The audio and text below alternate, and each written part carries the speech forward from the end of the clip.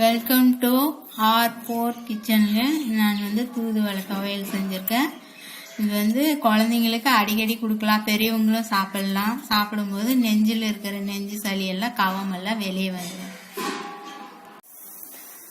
தூதுவளை இலைய பொறிச்சு நல்லா அலசி கிளீன் பண்ணி முள்ளெல்லாம் நீக்கி எடுத்து வச்சிருக்கிறோம். தூதுவளை துவையல் அரைக்கணும்.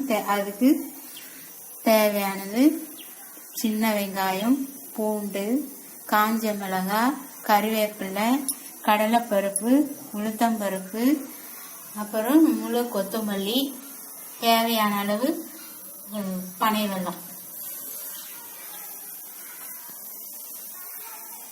மல்லி நல்லா வெறும் வாணல்ல வறுத்து பொடி இந்த மாதிரி பொடி பண்ணி வச்சிருக்கோம்.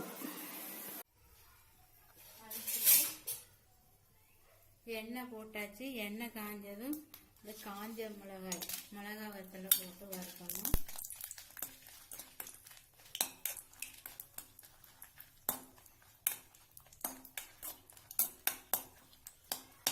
அதுக்கப்புறம் பூண்டை போடணும்.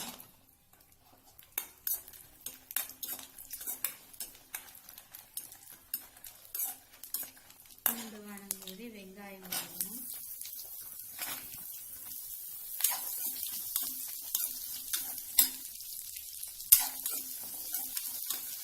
வெங்காயம் போட்டு கறிவேப்பிலை.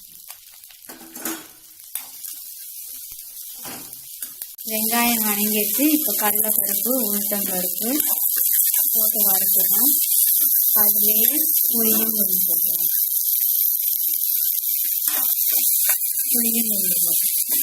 பழைய கருப்பு புளி போட்டு வணக்கணுங்கன்னா நல்லது. புது புளி ஆகாது. பழைய புளி தான் மருத்துவ குணம் இருக்கும். அதனால பழைய புளி தான் போடணும்.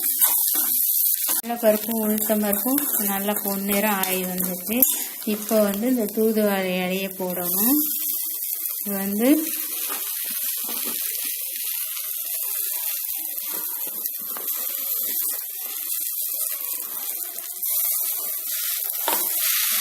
நல்லா வணக்கணும்.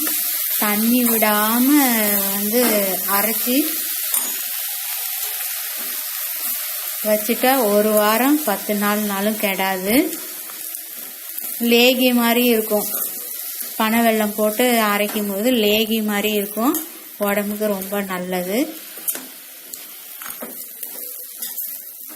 சளி இருக்கும்போது இதை அடிக்கடி இந்த மாதிரி துவையல் அரைச்சி கொடுத்தா குழந்தைங்க சாப்பிட்டுக்குவாங்க. ரசம்னாலும் சாப்பிட மாட்டாங்க. ஆனால் இந்த மாதிரி துவையல்னா சாப்பிட்டுக்குவாங்க குழந்தைங்க.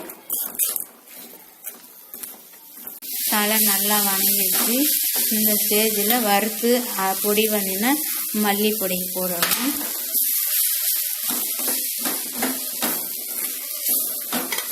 மல்லிப்பொடி போட்டு தேவையான அளவுக்கு வெல்லம், அதாவது பனை வெல்லம் தேவையான அளவு உப்பு போட்டு தண்ணி விடாம அப்படியே மிக்சியில் அரைச்சாலும் அரைக்கலாம். அம்மி இருக்கிறவங்க அம்மியிலேயே அரைச்சி கெட்டியா வச்சுக்கலாம். இந்த துவையல் தண்ணி விடாம நல்லா கெட்டியா அரைச்சி வச்சுட்டா கெடாது. பார்த்துட்டு உங்களுக்கு பிடிச்சதுன்னா சப்ஸ்கிரைப் பண்ணுங்க.